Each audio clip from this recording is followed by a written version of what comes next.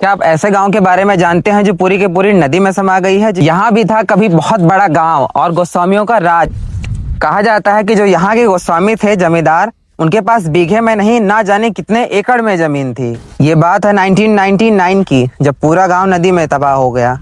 इस गांव का नाम था डड़वा और इस गांव की तबाही 1997 से शुरुआत हो चुकी थी, जब राप्ती नदी का जलस्तर बहुत ज्यादा बढ़ने लगा तो लोग अपने घर छोड़कर भागने पर मजबूर हो गए। 1999 तक ये पूरा का पूरा गांव नदी में परिवर्तित हो चुका था। अब बात करते हैं इस गांव के जमींदारों की, जो गोस्वामी थे, जिनके पास हजारों बीघे जमीन, खेत, नौकर चाकर, बड़े बड़े घर, कुएं, बहुत सारी चीजें थी।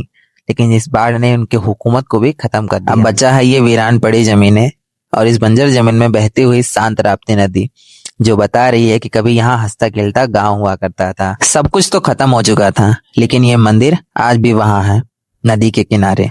अब आप सोच रहे होंगे कि मैं ये क्यों बता रहा हूँ, क्या रिश्ता इस गांव से मेरा? आप लोग मुझे स्पाइरल पोटैटो वाला के नाम से जानते हैं, जो कि अयोध्या में रहता है। मैं खुद को इंट्रोड्यूस करूँ तो इस गांव के जमींदारों का मैं भी एक हिस्सा हूँ।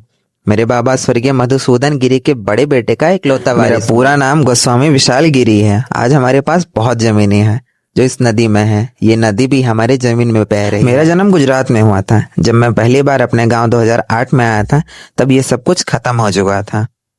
गांव तो पूरी खत्म हो चुकी है, लेकिन हमारे पूर्वज के द्वारा बनाया गया मंदिर आज भी यहाँ स्थापित है और बता रहा है कि यहाँ भी कभी हंसता खेलता गांव। लेकिन आज मैं किसी जमींदार के खानदान का वारिस नहीं, आप सबका प्यारा स्पाइरल पोटैटो वाला हूँ। जय श्री राम।